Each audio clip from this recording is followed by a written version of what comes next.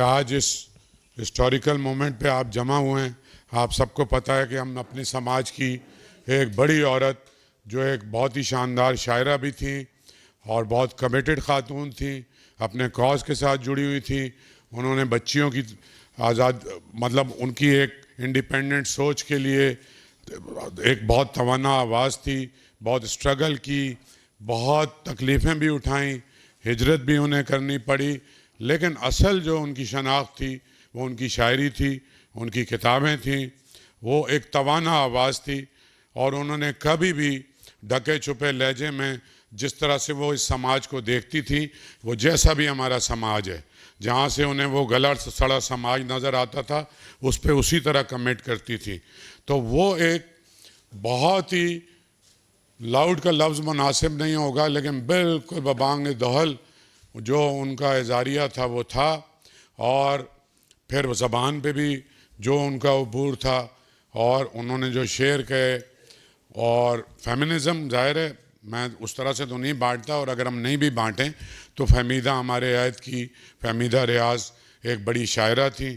آج ان کی 80ویں سالگرہ ہے, تو کون بہتر ہو سکتا ہے محترمہ زہرا نگاہ سے بہتر آج کی مجلس صدارت کے لیے. پچھلے سال بھی آج ہی کے دن, آج ہی کی تاریخ ہم جمع ہوئے تھے زہرا آپا کی صدارت میں. زہرا آپا نے کوئی اور 15-20 سال پہلے اپنے اسکول کے زمانے سے ہی ان کا مشاعرے میں جانا, جب غیاب میں عورتیں پردے کے پیچھے سے شعر سناتی تھیں, اور جگر صاحب اور جوش صاحب اور ان سب کے ہوتے ہوئے جتنے بھی بڑے نام ہیں, زہرا آپا ایک بچی بہت بڑی ایک سفید چادر میں لپٹی ہوئی آ کے جس طرح سے ہزاروں کے مجمع میں, تو وہ بھی ایک ہم سمجھتے ہیں کہ جو ایک ادا جعفری زہرا نگاہ جو سلسلہ ان لوگوں نے شروع کیا تھا, پھر اس کے بعد فہمیدہ اس سلسلے کی ایک توانا آواز تھی. اس کا اپنا ایک لہر تھی, اپنا ایک ڈھنگ تھا, اپنا ایک اسٹائل تھا, لیکن زبردست تھا. ان پہ فتوے بھی لگے, ان کو بہت کرٹیسائز بھی کیا گیا, لیکن جو انہوں نے کرنا تھا. اور پھر آخر میں تو تقریباً ان کی ایک چھوٹی سی نظم تقریباً جو ہے بڑے بڑے فیصلوں میں بھی کوٹ ہوئی اور ترانہ سی بن گئی کہ تم اپنی کرنی کر گزرو جو ہوگا دیکھا جائے گا. یہ لیسن بھی تھا, وہ پریچ کر رہی تھیں, اور وہ ساری زندگی ایز اے رول ماڈل انہوں نے اپنی کرنی کی, اور انہوں نے اس کے جو بھی عذاب و ثواب تھے وہ سارے جھیلے.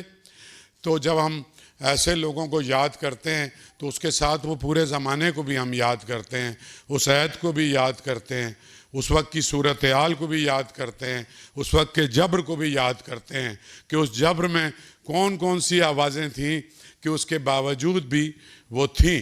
تو ہم ٹریبیوٹ پیش کرنے کے لیے آج سارے جمع ہوئے ہیں فہمیدہ ریاض کو, اور مجھ سے تو بہت زیادہ تعلق, یہاں کئی لوگ ایسے ہیں کہ جو فہمیدہ کے ساتھ انہوں نے زندگی گزاری ہے. آپ کا بھی بہت تعلق رہا, غائی صاحب آپ کا بھی, ڈاکٹر فاطمہ کا بھی, اور سبھی کا تعلق رہا.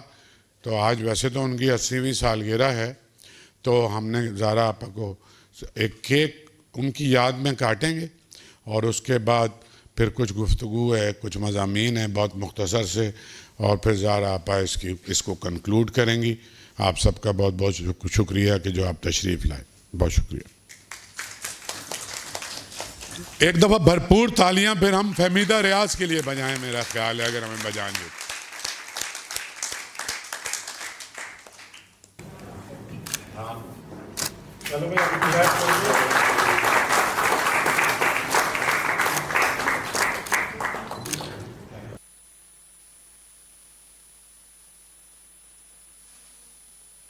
اب میں درخواست کروں گا جو آج کی ناظم بھی ہیں اور پہلی مقررہ بھی ہیں, محترمہ ڈاکٹر امبری نصیب امبر صاحبہ سے کہ آ کے پروگرام سنبھالیں. شکریہ.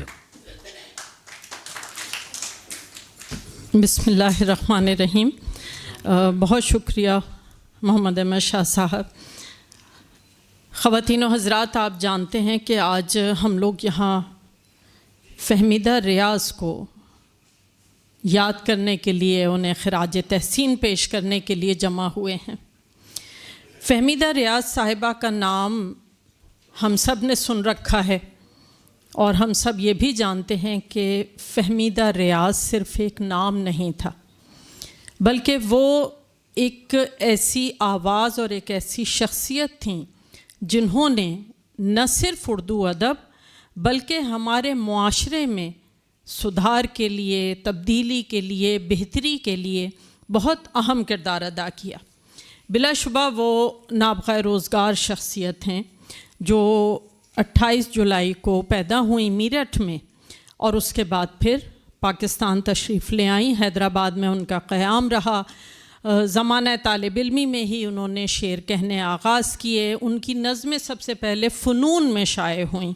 اب آپ یہ دیکھیے کہ جس شاعرہ کا سفر کا آغاز فنون سے ہو رہا ہے تو آپ سوچ سکتے ہیں کہ اس کی اٹھان کیا ہوگی۔ فنون میں ان کی وہ نظمیں شائع ہوئیں، اس کے بعد پھر مسلسل وہ لکھتی رہیں۔ پھر ان کا پہلا شعری مجموعہ پتھر کی زبان منظر عام پر آیا، پھر بدن دریدہ، دھوپ، کیا تم پورا چاند نہ دیکھو گے، ہم رکاب، آدمی کی زندگی، ادھورا آدمی، یہ تمام کتابیں فہمیدہ ریاض صاحبہ کی موجود ہیں۔ پھر فہمیدہ ریاض صاحبہ نے ناول لکھے اور اس کے ساتھ ساتھ افسانے لکھے۔ افسانے بھی ان کے بہت عمدہ ہیں۔ تراجم انہوں نے بہت اہم کیے، جس میں شیخ ایاز کا ترجمہ انہوں نے اردو میں کیا۔ مولانا روم کا ترجمہ پہلی بار فارسی سے اردو میں فہمیدہ ریاض صاحبہ نے کیا، اور اس کے ساتھ ایک اور بہت اہم ترجمہ کیا جس کا کم ذکر ہوتا ہے، وہ ہے فارسی کی شاعرہ فرخ ذات کا ترجمہ جو فہمیدہ ریاض صاحبہ نے اردو میں کیا تھا۔ اس کے ساتھ ساتھ فہمیدہ ریاض صاحبہ ایک پرچہ نکالتی رہیں آواز کے نام سے، اور جب ہمارے ملک میں غیر جمہوری حکومت تھی تو اس کی وجہ سے ان پر بہت سارے مقدمات بھی ہوئے، ہراساں بھی کیا گیا، جس کے نتیجے میں ان کو خود ساختہ جلاوطنی کا سامنا کرنا پڑا۔ کئی سال وہ ملک سے باہر رہیں اور پھر حالات بہتر ہونے پر واپس پاکستان تشریف لائیں، اور انہوں نے پھر اپنی ادبی خدمات کا آغاز کیا۔ نیشنل بک فاؤنڈیشن سے وابستہ رہیں، اردو لغت بورڈ سے وابستہ رہیں اور بہت اہم خدمات انجام دیں۔ Karachi arts council of Pakistan Karachi سے ان کا بڑا گہرا تعلق رہا۔ ہر پروگرام کانفرنسز کا وہ اہم حصہ رہیں۔ ساتھ ہی ساتھ محمد احمد شاہ صاحب سے ان کا بڑا اپنائیت کا تعلق رہا، اور اکثر تقاریب کے علاوہ بھی جو مل بیٹھنا ہوتا تھا اس میں فہمیدہ ریاض صاحبہ جو بہت کم لوگوں سے گفتگو کرتی تھیں، وہ ہر ایک سے گفتگو کرنا پسند نہیں کرتی تھیں، لیکن ان محافل میں وہ بہت زیادہ گفتگو بھی کرتی تھیں اور محبت سے اور اپنائیت سے بات کرتی تھیں۔ تو یہ بہت اچھا سلسلہ ہے جو arts council of Pakistan Karachi نے مسلسل جاری رکھا ہوا ہے، اور ہم ہر سال فہمیدہ ریاض کو یاد کرتے ہیں، اور یقیناً ان کا کام ایسا ہے، وہ ایسی نابغہ روزگار شخصیت ہیں کہ جن کو یاد رکھا جانا چاہیے۔ آج جب ہم نے یہ پوسٹ لگائی تو فاطمہ حسن نے کمنٹ کیا اور اس میں ایک بہت اچھا جملہ لکھا کہ حقیقی دانشور، ہمارے آج کے زمانے میں جو لفظ سب سے زیادہ بدنام ہوا ہے وہ دانشور ہے، اور سچ پوچھئے تو اب اگر کسی کو دانشور کہا جائے تو بڑی شرمندگی سی ہونے لگتی ہے، لیکن فہمیدہ ریاض بلا شبہ دانشور تھیں، اور انہوں نے جو اپنا نثری کام کیا ہے وہ بھی بلا شبہ بہت عمدہ ہے۔ ہمیں چونکہ گفتگو بھی کرنی ہے فہمیدہ ریاض صاحبہ پر، یہ ہم نے ان کا ایک تعارف پیش کیا۔ فہمیدہ ریاض صاحبہ جن کو ہم فہمیدہ آپا کہتے تھے، ہماری خوش قسمتی ہے کہ بہت آغاز سے، بلکہ فاطمہ حسن صاحبہ بھی اس مشاعرے میں تھیں۔ روزنامہ جنگ کا مشاعرہ تھا عالمی یوم خواتین پر، اور وہاں پر ہم نے اپنی ایک نظم پڑھی اور بالکل ہمارا آغاز کا زمانہ تھا۔ فہمیدہ ریاض صاحبہ وہاں موجود تھیں، اور انہوں نے اس نظم کو سننے کے بعد، مشاعرے کے بعد ہم سے جس حوصلہ افزائی اور محبت کا اظہار کیا وہ ان کی آخری سانس تک جاری رہا۔ وہ ہمیشہ بہت محبت سے ملیں، بہت حوصلہ افزائی کی، اور ان سے فون پر ہماری گفتگو رہتی تھی، اس میں بھی وہ پوچھتی رہتی تھیں کہ کیا لکھ رہی ہو، کیا کر رہی ہو، اور اس کے ساتھ ساتھ ہماری خوش قسمتی ہے کہ کچھ ایسے مواقع ہمیں ملے جن میں ہمیں انہیں قریب سے جاننے کا موقع ملا، اور ہمیں احساس ہوا کہ وہ بہت ہی بااصول خاتون تھیں، اور اپنے اصولوں کے آگے وہ اپنے کسی ذاتی فائدے کو نہیں دیکھتی تھیں، اور ایک شاعر کے اندر جو ایک انا ہوتی ہے اور اس کی جو ایک عزت نفس ہوتی ہے اور اس کے جو اصول ہوتے ہیں اس پر جو قائم رہتا ہے، اور خصوصاً ترقی پسند مصنفین جن کو ہم کامریڈ کہتے تھے اور سمجھتے تھے کہ جی یہ لوگ کچھ ہو جائے گا، اپنے اصولوں سے نہیں ہٹیں گے، تو فہمیدہ ریاض صاحبہ انہی میں سے ایک تھیں، اور انہوں نے بڑی بڑی آفرز ٹھکرائیں۔ مثلاً ایک موقع پر ایک ملک سے مشاعرے کے لیے ان کو مدعو کیا گیا ہمارے ذریعے، اور فہمیدہ ریاض صاحبہ نے منع کر دیا کہ اس وقت جو وہاں کے حالات ہیں اور ہمارے ملک میں جو ان کی دخل اندازی ہے اس کو دیکھتے ہوئے میں جانا پسند نہیں کروں گی۔ تو انہوں نے سمجھا کہ شاید اعزازیہ کم ہے، تو انہوں نے ہمارے ذریعے ہی کہلوایا کہ یہ اعزازیہ مزید بڑھایا جا سکتا ہے، لیکن فہمیدہ ریاض صاحبہ نے ہم سے کہا کہ ان سے بحث کرنے کی ضرورت نہیں ہے، ان کو کہہ دو میری طبیعت ٹھیک نہیں ہے، لیکن تمہیں یہ جاننا بہت ضروری ہے کہ اعزازیہ میرا مسئلہ نہیں ہے۔ تو فہمیدہ ریاض صاحبہ کی شخصیت کو بھی ہم نے قریب سے دیکھا۔ اب جب ہم ان کی شخصیت پہ، ان کی تخلیقی شخصیت پہ بات کرتے ہیں تو ایک بڑی دلچسپ صورتحال آتی ہے کہ عام طور پہ یہ کہا جاتا ہے کہ فہمیدہ ریاض جو ہیں وہ فیمنسٹ شاعرہ تھیں۔ اچھا، فیمنسٹ شاعرہ تھیں تو فیمنسٹ شاعرات تو اور بھی بہت ساری ہیں، لہٰذا یہ تو اختصاص نہیں ہو سکتا فہمیدہ ریاض کا، اور ہم اتنے احترام سے اور اتنی عزت سے ان کا نام لے رہے ہیں تو اس کا مطلب ہے کہ کچھ مختلف ہوگا۔ اچھا، اب یہ کہا جاتا ہے کہ جی انہوں نے پہلی مرتبہ جرت سے اور بے باکی سے عورت کے اظہار کو رواج دیا، تو ایسی بھی کئی خواتین مل جائیں گی کہ جنہوں نے جرت اور بے باکی سے خواتین کا اظہار کیا۔ پھر کچھ لوگوں نے ذرا قریب جا کر اس بات کو سمجھنے کی کوشش کی کہ فہمیدہ ریاض نے عورت کے جسم کا بیان کیا، جسم کا اظہار کیا، جو اس سے پہلے اردو شاعری میں نہیں تھا۔ تو بھئی اردو شاعری میں تو تھا، شعراء کرام نے وہ عورت کے جسم کا بیان کیا ہے کہ جس کو پڑھ کر آپ بھی شرمائیں اور ہم بھی، تو ایسا تو نہیں ہے کہ عورت کے جسم کا بیان نہیں تھا۔ اب فہمیدہ ریاض کا کمال کیا ہے؟ فہمیدہ ریاض کا کمال یہ ہے کہ انہوں نے پہلی مرتبہ عورت کے مکمل وجود کو بیان کیا، اس کی پوری ذات کو تسلیم کیا، اس کے جسم کے تقدس کو اور اس کے جسم کو کائنات کا ایک محرک ثابت کیا۔ انہوں نے یہ ثابت کیا کہ چاہے وہ بچے کی پیدائش ہو یا اس کی جو تمام مراحل ہیں وہ ہوں، یا سنیاس ہو یا اور دیگر جسمانی تجربات جو عورت کے ہیں، وہ کسی شرم کا باعث نہیں ہیں، وہ کوئی احساس کمتری کا کوئی ذریعہ اظہار نہیں ہے، لہٰذا اس کا اظہار بھی تخلیقی تجربات میں کیا جا سکتا ہے جیسے کہ دوسرے تجربات میں کیا جاتا رہا ہے۔ اب جب انہوں نے یہ اظہار کیا تو بہت شدید رد عمل آیا، اور کہا یہ گیا کہ چونکہ بڑی بے باکی سے اظہار کیا گیا ہے لہٰذا یہ رد عمل سامنے آنا لازمی تھا۔ حالانکہ اصل بات کیا ہے؟ اصل بات سمجھنے کے لیے ہمیں اقبال کی نظم عورت یاد کرنی پڑے گی، جس میں اقبال کہتے ہیں جوہر مرد عیاں ہوتا ہے بے منت غیر۔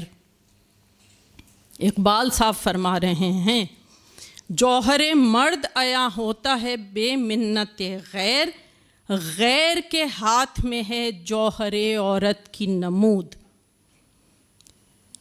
یہ ہمارے ہاں کی وہ عورت تھی جس کے پاس خود مختاری نام کی کوئی چیز نہیں تھی، اور وہ مکمل طور پر دوسرے کے اوپر کہیے کہ ڈپینڈنٹ تھی، اور جس کے بارے میں سلیم احمد صاحب نے اپنے مضمون میں لکھا ہے، جو ان کا بڑا مشہور مضمون ہے شاعری اور پورا آدمی، اس میں انہوں نے یہ لکھا ہے کہ جو سیمون دی بوار ہے اس نے جو عورت کی نفسیات لکھی ہے کہ جب عورت اپنے بلوغت کے مرحلے میں آتی ہے تو اس وقت چونکہ ہمارے معاشرے میں مرد کو برتر اور طاقتور بنا کر پیش کیا جاتا ہے، لہٰذا عورت جذباتی طور پر اس کے اوپر سہارا کرنے کی کوشش کرتی ہے اور کسی شہزادے کا انتظار کرنے لگتی ہے اور اس کے لیے اپنے آپ کو شہزادی محسوس کرنے لگتی ہے۔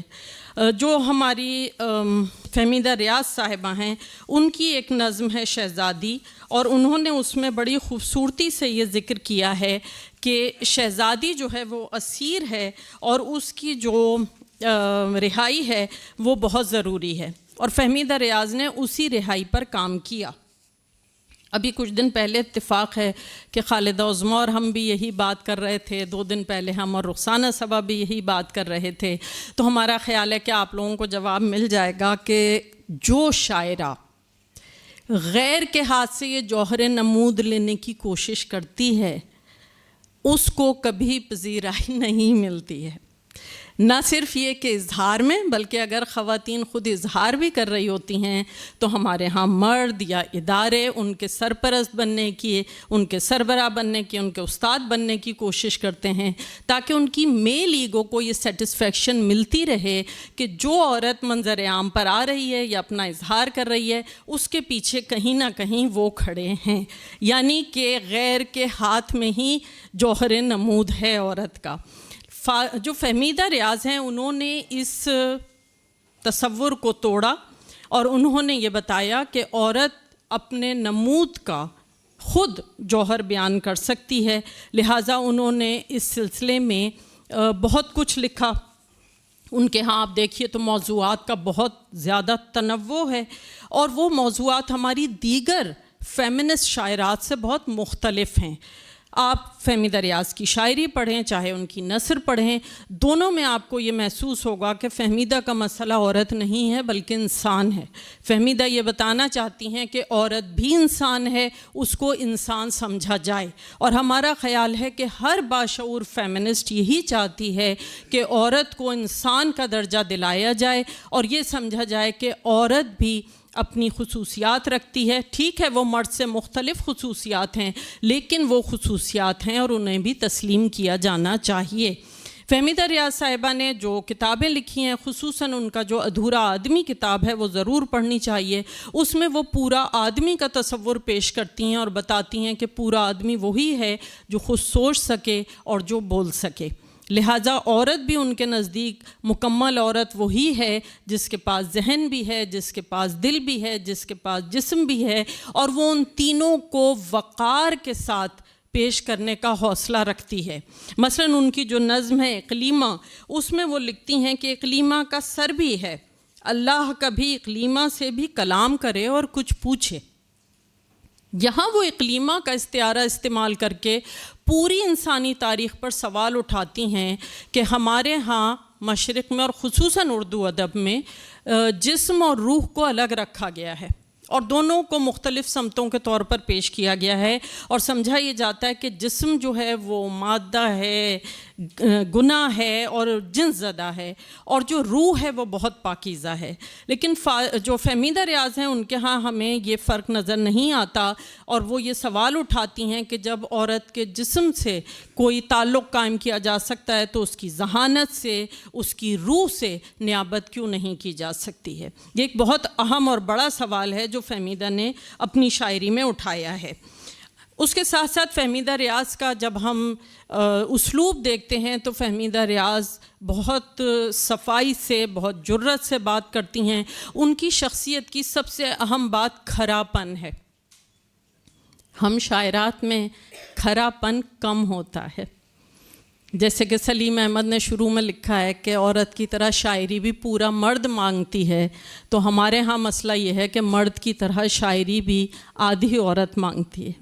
وہ چاہتے ہیں کہ جو ان کا بیانیہ ہے، کیونکہ جب بھی طاقتور کا جو بیانیہ ہوتا ہے وہ چاہتا ہے کہ اسی کو دہرایا جاتا رہے تاکہ اسی کو سچ تسلیم کر لیا جائے. تو جو شاعرات اسی بیانیے کو دہراتی رہتی ہیں وہ عتاب سے ذرا بچی رہتی ہیں. ان کے گھر والے بھی، ان کا معاشرہ، سماج سب ان کو قبول کر لیتا ہے. لیکن وہ شاعرات یا وہ تخلیق کار جو اس دائرے سے باہر نکلتی ہیں اور یہ بتانے کی کوشش کرتی ہیں کہ عورت کیا ہے یہ خود عورت بتائے گی اور عورت کسی اپنے تجربے سے شرمندہ نہیں ہے جیسے کہ مرد نہیں ہے، تو اس میں ظاہر ہے کہ اس کو مشکلات کا سامنا کرنا پڑتا ہے. فہمیدہ ریاض نے جو ناول لکھے ہیں وہ سوانحی انداز میں لکھے ہیں، جو ان کے افسانے ہیں وہ بھی سوانحی انداز لیے ہوئے ہیں، اور اس میں بھی ان کی شخصیت کا کھرا پن نمایاں ہے. کہیں کہیں وہ کھرا پن بہت کروڈ ہو جاتا ہے، بہت کھردرا اور تلخ ہو جاتا ہے، تو پھر ان کی نظم مقابلہ حسن جیسی ہم پڑھتے ہیں اور یہ احساس ہوتا ہے کہ یہاں پہ کھردراہٹ زیادہ ہو گئی ہے. سیاسی اور سماجی مسائل پر بھی انہوں نے لکھا ہے، اس لیے کہ جو ایک باشعور عورت ہوتی ہے، جو فیمنسٹ ہوتی ہے، وہ تمام علوم پر بھی نظر رکھتی ہے، وہ سماج پر بھی نظر رکھتی ہے اور مسائل پر بھی نظر رکھتی ہے۔ فہمیدہ ریاض کی جب ہم شاعری پڑھتے ہیں تو ان کے اسلوب میں ایک طرف ہمیں جو پرانا ہندی اساطیر ہیں وہ بھی ملتے ہیں، ہمیں سندھی لفظیات بھی ملتی ہیں، سندھی سماج کا بھی ایک تصور اور بازگشت ان کے ہاں ملتی ہے، اور اس کے ساتھ ساتھ ایک عالمی صورتحال کا نہایت گہرا اور فکری شعور ان کے ہاں ملتا ہے، جو ہمارا خیال ہے کسی اور شاعرہ کے ہاں اس طرح ہمیں دیکھنے میں نہیں ملتا ہے۔ فہمیدہ ریاض نے ان تمام چیزوں کو اپنی شاعری میں، اپنے ناولز میں، اپنے افسانوں میں پیش کیا۔ اس کے ساتھ ساتھ انہوں نے تراجم کیے، جس میں ہم نے آپ سے بات کی فروغ فرخزاد کی۔ فروغ فرخزاد کا پہلا تعارف ہم سے ہوا تھا اقبال حیدری صاحب کی کتاب سے، جو انہوں نے لکھی تھی فروغ فرخزاد، اس کی حیات اور کلام پر۔ بہت اچھی کتاب ہے۔ اقبال حیدری صاحب کوئی معمولی آدمی نہیں ہیں، وہ بھی ادب کا ایک بڑا نام تھے۔ انہوں نے بہت رواں ترجمہ کیا، بہت قریب جو عبارت تھی اس کے قریب ترجمہ کرنے کی کوشش کی، لیکن ہم آپ کو بتانا چاہتے ہیں کہ فہمیدہ ریاض نے اس ترجمے میں کیا کیا۔ یہ صرف ایک مثال ہے جس سے آپ یہ سمجھ سکتے ہیں کہ فہمیدہ ریاض جو ہیں انہوں نے کس طرح اپنے ترجمے میں خود کو دوسرے مترجموں سے مختلف ثابت کیا اور یہ بتایا کہ انہوں نے ترجمے میں کیا کیا ہے۔ اب انہوں نے کیا کیا ہے وہ تصویر ہم نے لی تھی، اسکرین شاٹ۔ ہم بہت کوشش کرتے ہیں کہ ذرا ٹیکنیکل ثابت ہو جائیں، لیکن وہ ہم ہو نہیں پاتے ہیں۔ ان کی نہیں مل رہی ہے وہ نظم جو اقبال حیدری صاحب نے کی ہے، ترجمہ کی ہے، اور اس میں انہوں نے اس طرح بیان کیا ہے کہ برف باری ہو رہی ہے، نظم ہے تنہائی۔ انہوں نے بھی اس نظم کا عنوان جو ہے وہ تنہائی ہی رکھا ہے، البتہ جو فہمیدہ ریاض ہیں انہوں نے اس کا نام اندوہ تنہائی رکھا ہے۔ اقبال حیدری نے بھی اندوہ تنہائی رکھا ہے اور ہمیں مل گیا۔ اقبال حیدری کے اس ترجمے کا ایک بند دیکھیے۔ میری کھڑکی کے شیشے پر جب آ کر برف گرتی ہے، غم و اندوہ کی چکی میرے سینے میں چلتی ہے۔ خوبصورت ترجمہ ہے، رواں ترجمہ ہے، پڑھ کر بہت لطف آتا ہے۔ فہمیدہ ریاض لکھتی ہیں، برف باری ہو رہی ہے، برف باری ہو رہی ہے، پار شیشے کے اس خاموشی میں میرے دل میں بو رہا ہے ہاتھ کوئی درد کے دانے۔ انتظار حسین صاحب کا ہم نے ایک انٹرویو کیا تھا۔ انتظار صاحب نے کہا تھا کہ جب ترجمہ ہوتا ہے تو اس میں سے شاعری کی روح نکل جاتی ہے، اور انہوں نے ایک مثال بھی دی تھی کہ میرا بائی کا ایک بھجن ہے، جب اس کا اردو ترجمہ ہوا تو اس کا اختتام ہے کہ پربھو آوو پربھو آوو پربھو آوو، لیکن جب ترجمہ ہوا تو پربھو آوو کی جو قدموں کی چاپ ہے وہ چاپ نکل گئی۔ لیکن ادھر آپ دیکھیے کہ فہمیدہ نے کس طرح اس درد کو ترجمہ کیا ہے، جس درد کو تنہائی میں محسوس کیا جا رہا ہے، فہمیدہ ریاض صاحبہ اس کو نہایت مشاقی سے اور نہایت کامیابی کے ساتھ ہمارے سامنے پیش کرتی ہیں اور یہ احساس دلاتی ہیں کہ کس طرح برف باری دل میں درد بو رہی ہے۔ مسلسل جب وہ بار بار اس کی تکرار کرتی ہیں تو اس تکرار سے برف کے گرنے کے تسلسل کا ہمارے سامنے ایک پورا منظر بن جاتا ہے۔ تو فہمیدہ کے ہاں جو منظر کشی ہے اور جو خوبصورتی ہے وہ یقیناً ان کا ہی خاصہ ہے۔ اسی طرح انہوں نے ہدیہ ایک نظم کا ترجمہ کیا ہے اقبال حیدری صاحب نے، اور اس کی آخری، حالانکہ چھوٹی سی نظم ہے لیکن چونکہ ہمارے اور مقررین بھی ہیں تو ہم وہ پوری نظم نہیں پڑھ رہے، اس کا صرف آخر کا حصہ پڑھ رہے ہیں کہ وہ کہتی ہیں کہ جو آؤ تو میرے لیے ایک دیا اور دریچہ بھی ایک ساتھ لانا، کہ میں جس سے باہر گلی میں مسلسل گزرتے ہوئے سست اور تیز خوشبخت لوگوں کو دیکھوں۔ یہ اقبال حیدری صاحب کا ترجمہ ہے۔ فہمیدہ ریاض صاحبہ نہایت کم الفاظ میں ترجمہ کرتی ہیں، اگر میرے گھر آؤ تو اے مہرباں ایک چراغ لانا اور ایک دریچہ، کہ میں اژدہا میں کوچائے خوش بخت کو دیکھوں۔ تو تو یہ ہیں فہمیدہ ریاض، جو ترجمہ بھی کرتی ہیں تو بتاتی ہیں کہ وہ بڑی شاعرہ ہیں، وہ ناول لکھتی ہیں تو بھی بتاتی ہیں کہ وہ بڑی تخلیق کار ہیں، وہ افسانے بھی لکھتی ہیں تو وہ کہتی ہیں کہ وہ بڑی تخلیق کار ہیں. اور آپ کو یہ سن کر تعجب ہوگا کہ انتظار حسین صاحب کا جب ہم نے انٹرویو کیا تھا تو انہوں نے کہا کہ نثر میں مستقبل میں ہم دیکھیں گے کہ تاج فہمیدہ ریاض کے سر پر ہوگا. تو ہمیں بڑی حیرت ہوئی تھی اس وقت کہ یہ شاعری کے بجائے نثر کہہ رہے ہیں. ہم نے ان کو دوبارہ پوچھنا چاہا، ہم نے کہا انتظار صاحب آپ نے نثر ہی کہا ہے، شاعری نہیں. انہوں نے کہا کہ شاعری تو ہے ہی لیکن نثر میں بھی تاج فہمیدہ کے سر ہوگا.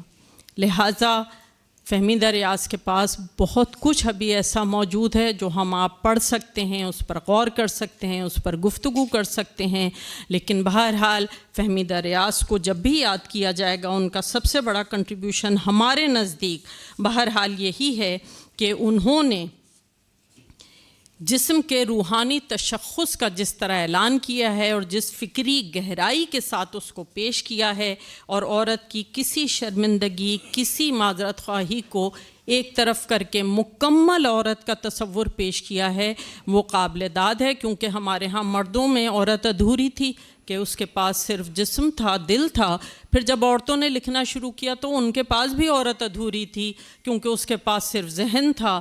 لیکن فہمیدہ ریاض کے ہاں ہمیں مکمل عورت ملتی ہے جس کے پاس جسم بھی ہے، دماغ بھی ہے، دل بھی ہے، وقار بھی ہے، علم بھی ہے، سوچ بھی ہے، سمجھ بھی ہے اور شعور بھی ہے.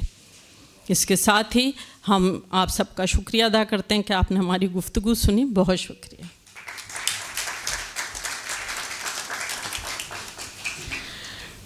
اور اب یہ تقریب جو فہمیدہ ریاض صاحبہ کے آقا کے لیے، اصل میں ہمارے ساتھ مسئلہ یہ ہے کہ ہم ساری زندگی فہمیدہ ریاض کو فہمیدہ آپا کہتے رہے ہیں، تو وہ فہمیدہ ریاض صاحبہ کہنا جو ہے نا وہ ہمارے لیے بہت ہی زیادہ ایک مشکل کام ہے. لیکن چونکہ ظاہر ہے پروگرام ہو رہا ہے اور اس کا اپنا ایک پروٹوکول ہے، اس لیے ہمیں فہمیدہ آپا کو بار بار فہمیدہ ریاض کہنا پڑ رہا ہے اور اس میں گڑبڑ ہو جاتی ہے. آپ جانتے ہیں کہ اس سالگرہ کی، اس یاد آوری کی صدارت فرما رہی ہیں زہرا نگاہ صاحبہ. ہم سب کی خوش قسمتی ہے کہ وہ یہاں موجود ہیں اور ہم سب یقیناً بے انتہا خوش نصیب ہیں کہ ہمیں ان کو دیکھنے کا، ان کو سننے کا، ان کے خیالات سے استفادے کا موقع ملتا ہے. ہم اب اس پروگرام کو آگے بڑھائیں گے اور ہم اپنے مقرر کو مدعو کریں گے جو آپ سب کے لیے نہایت جانے پہچانے ہیں. آپ اچھی طرح جانتے ہیں کہ معروف شاعر ہیں، ان کا اپنا ایک لہجہ ہے جس میں وہ نظمیں بھی کہتے ہیں، غزلیں بھی کہتے ہیں. نظمیں ان کی بہت زیادہ، یعنی غزلیں تو یاد ہو ہی جاتی ہیں لوگوں کو، اشعار بھی یاد ہو جاتے ہیں، لیکن ان کی نظمیں بھی لوگوں کو یاد ہیں اور وہ پسند کرتے ہیں اور دہراتے ہیں. اس کے ساتھ ساتھ آپ جو ہیں وہ فہمیدہ ریاض سے بھی آپ کا ایک بڑا قریبی تعلق رہا، نظریاتی طور پر بھی، اور جو ایک سیاسی اور سماجی وابستگی فہمیدہ ریاض کی رہی اس حوالے سے بھی وہ بخوبی واقف ہیں. اور ساتھ ہی ساتھ اس وقت پریس کلب کے صدر ہیں اور اس حوالے سے بھی وہ اردو ادب اور اردو زبان کے لیے بہت اہم کام کر رہے ہیں، پروگرامز کر رہے ہیں. آپ سب کی تالیوں میں تشریف لائیں گے فاضل جمیلی صاحب.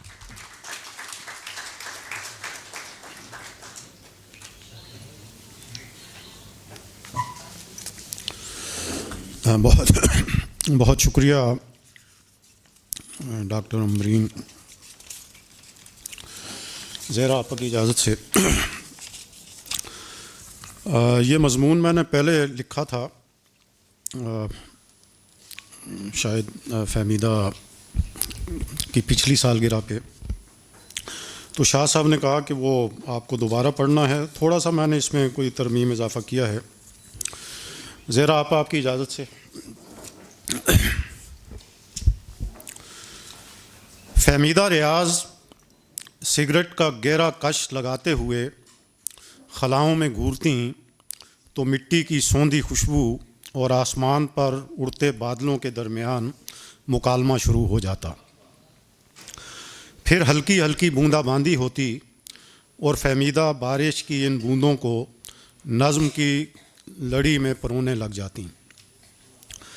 نظمیں ان پر ساون بھادوں کی طرح اترتی تھیں، لیکن ان کی روح प्यासी की प्यासी थी। तज़हीन लबो गेसू कैसी, पिंदार का शीशा टूट गया, थी जिसके लिए सब आराइश, उसने तो हमें देखा ही नहीं। ज़माना तालिब इल्मी में तरक्की पसंद तहरीकों से वाबस्ता रहीं।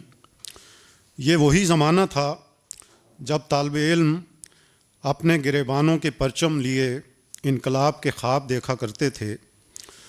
फहमीदा रियाज़ की बड़ी बड़ी चमकती आँखों में भी दुनिया बदल देने के यही ख्वाब थे, जिनका अक्स उनकी इब्तदाई शायरी में पूरी तरह नुमायाँ है। पत्थर की ज़बान उनका अवलीन शेरी मजमूआ था, जिसे किसी हद तक एक ज़िद्दी लड़की की लिखी हुई उदास रोमानवी नज़में कहा जा सकता है। लेकिन बाद अज़ां उनकी शायरी के कैनवस पर सियासी और समाजी मौज़ूआत के जो गहरे रंग नज़र आते हैं, उनकी पहली झलक फहमीदा की इब्तदाई नज़मों लंबे सफ़र की मंजिल और ज़ाद राह में दिखाई देती है। फहमीदा रियाज़ ख़ुद भी पत्थर की ज़बान को एक ऐसी कैदी लड़की की शायरी समझती थीं जिसे आगे चलकर समाज के देखे अनदेखे आहनी पिंजरों को तोड़कर आज़ादी के नगमे गाने थे, और बदन दरीदा, धूप और क्या तुम पूरा चाँद न देखोगे जैसी किताबें लिखनी थीं, और आदमी की ज़िंदगी जैसी नज़में कहना थीं। फहमीदा अपनी एक नज़म शायरी में लिखती हैं, तब एक अनोखे जादू से होती है बारिश लफ्ज़ों की, जो गीत रसीला गाते हैं और हम शायर बन जाते हैं। शायरा तो वो बाकमाल थी ही, लेकिन उसके साथ साथ एक दानिशवर और आलिमा भी थीं। फ़ारसी अदब से उन्हें गहरा लगाव था। सबसे पहले उन्होंने ईरान की बागी शायरा फ़रोग़ फ़रख़ज़ाद की नज़मों का तर्जुमा खुले दरीचे के उन्वान से किया। फिर वो मौलाना जलालुद्दीन रूमी के इश्क में मुब्तला हो गईं और उनकी गज़लों को उर्दू के कालिब में ढालती चली गईं। फ़रोग़ फ़रख़ज़ाद को वो अपने दिल और अपनी शायरी के बहुत करीब समझती थीं। फ़रोग़ की तरह फहमीदा के लिए भी शायरी एक दरीचे की तरह थी, जिसकी जानिब वो जब भी जाती वो दरीचा खुद ब खुद खुल जाता था। वो उस दरीचे में बैठती, गिरदो पेश पर नज़र डालती, आवाज़ देती, फरियाद करती, आंसू बहाती और दरख्तों के अक्स में घुल मिल जाती। फ़रोग़ फ़रख़ज़ाद की तरह फहमीदा भी जानती थीं कि इस दरीचे के उस पार एक फ़िज़ा है और कोई शख्स है जो उनकी बात सुन रहा है। एक शख्स जो मुमकिन है 300 बरस पहले वजूद रखता हो या 200 साल बाद पैदा हुआ हो। इससे फ़रोग़ फ़रख़ज़ाद को कोई फ़र्क पड़ता था न फहमीदा रियाज़ को। ये इमारतें कोना टूट भी तो सकती है, ये असीर शहज़ादी छूट भी तो सकती है। फहमीदा रियाज़ के अंदर छुपी ज़िद्दी लड़की जैसे जैसे फ़िक्री और नज़रियाती बलूगत की तरफ बढ़ती गई, एक एहतजाजी और मुज़ाहमती तहरीक की शक्ल अख्तियार करती गई। हमेशा नुकसान का सौदा करने वाली फहमीदा ने कभी हर्फ की हुर्मत पर आँच न आने दी। जिसे हक़ पर समझती उसके साथ खड़ी हो जाती, जो उन्हें बातिल दिखाई देता उसके सामने सीसा पलाई दीवार की तरह खड़ी हो जाती। हुजूर, मैं इस स्याह चादर का क्या करूँगी? ये चार दीवारियाँ, ये चादर गली सड़ी लाश को मुबारक। खुली फ़िज़ाओं में बादबां खोल कर बढ़ेगा मेरा सफ़ीना। मैं आदमे नो की हम सफ़र हूँ कि जिसने जीती मेरी भरोसा भरी रफ़ाकत। फहमीदा रियाज़ ने अपने लिए जिस फ़िक्री और नज़रियाती रास्ते का इंतखाब किया था, उसमें मखमल कम और कांटे ज़्यादा थे। अक्सर औक़ात उन पर गद्दारी के इल्ज़ाम लगे और उन्हें दुश्मनों का एजेंट कहा गया। कभी जिला वतनी के ज़ख्म सहे और कभी फ़ौजी अदालतों का सामना किया। लेकिन फहमीदा का दिल तो फैज़ साहब का वो मिसरा था जिसमें वो कहते हैं, हर दाग है इस दिल में बजुज़ दाग नदामत। अदबी हो या सियासी, माशरती हो या इक्तिसादी, फहमीदा रियाज़ ने जो भी लड़ाई लड़ी अकेले ही लड़ी। ख़ुद को गैरों का एजेंट करार दिए जाने का किस्सा वो ख़ुद लहक लहक कर सुनाया करती थीं कि पहली बार उन्हें कब اور کس کا ایجنٹ قرار دیا گیا، اور پھر تانا زنوں کی کالی زبانوں سے نکلنے والے اس لفظ نے کب کب اور کہاں کہاں تک ان کا پیچھا کیا۔ فہمیدہ ریاض بتایا کرتی تھیں کہ جب وہ لندن میں برطانوی ریڈیو کے لیے کام کرتی تھیں، سکوت ڈھاکہ کے زخم ابھی تازہ تھے، ریڈیو کی بنگالی سروس کے ارکان کہیں میٹنگ کرنے جا رہے تھے، فہمیدہ نے بھی ان کے ساتھ جانا چاہا تو جواب ملا، یہ بنگالیوں کی میٹنگ ہے، ہم پاکستانی ایجنٹوں کو اپنے درمیان بیٹھنے کی اجازت نہیں دے سکتے۔ کچھ دن بعد نون میم راشد لندن گئے، وہ اپنی ایک نظم سنا رہے تھے۔ فہمیدہ نے پوچھا، آپ نے بنگالیوں کے لیے بھی کچھ لکھا؟ اس پر وہ نالاں ہوئے اور حیرت سے پوچھنے لگے، تم انڈین ایجنٹ تو نہیں ہو؟ جنرل ضیاء کے دور میں بھارت میں جلا وطنی اختیار کی تو انڈین ایجنٹ ہونے کا الزام سند کے طور پر پیش ہونے لگا، واپس آئیں تو سندھیوں کی ایجنٹ کہلائیں، سندھیوں کی کسی بات پر خفگی کا اظہار کیا تو مہاجروں کی ایجنٹ بن گئیں، پرویز مشرف کی کوئی ادا پسند آ گئی تو فوجی ایجنٹ ہونے کا الزام لگ گیا۔ بھارت میں پاکستانی ایجنسی کی ایجنٹ ہونے کا الزام تواتر سے لگتا رہا، جبکہ بھارتی مسلمانوں نے کانگریس کا ایجنٹ قرار دیا۔ مودی سرکار آئی تو فہمیدہ ریاض نے تم بالکل ہم جیسے نکلے، اب تک کہاں چھپے تھے بھائی جیسی نظم لکھ دی، جسے نیو دہلی میں ہندو انتہا پسندوں نے سننے سے انکار کر دیا۔ فہمیدہ ریاض اپنے اوپر لگنے والے ان الزامات پر صرف مسکرا کر رہ جاتی تھیں۔ ذرا سوچئے، فہمیدہ اگر ایک ہی وقت میں اتنی زیادہ ایجنٹی کرنے کی سکت رکھتیں تو دنیا میں بھی سکھی رہتیں اور آخرت بھی سنوار لیتیں۔ لیکن وہ تو فیض صاحب کی گرویدہ تھیں، احمد فراز سے انہیں خصوصی لگاؤ تھا، جالب کی پیروکار تھیں اور منیر نیازی کو سچا اور کھرا شاعر سمجھتی تھیں۔ شیخ ایاز اور گل خان نصیر کی شاعری کو بھی دل کے قریب رکھتی تھیں۔ شیخ ایاز کی نظموں کو اردو میں منتقل کیا، گل خان نصیر کی بلوچی شاعری کا بھی اردو میں ترجمہ کرنا چاہتی تھیں۔ اس مقصد کے لیے انہوں نے کوئٹہ کا سفر بھی کیا اور گل خان نصیر سے جیل میں ملنے گئیں۔ فراز صاحب کے انتقال پر جب میں نے انہیں پرسے کے لیے فون کیا تو وہ پھوٹ پھوٹ کر رو رہی تھیں۔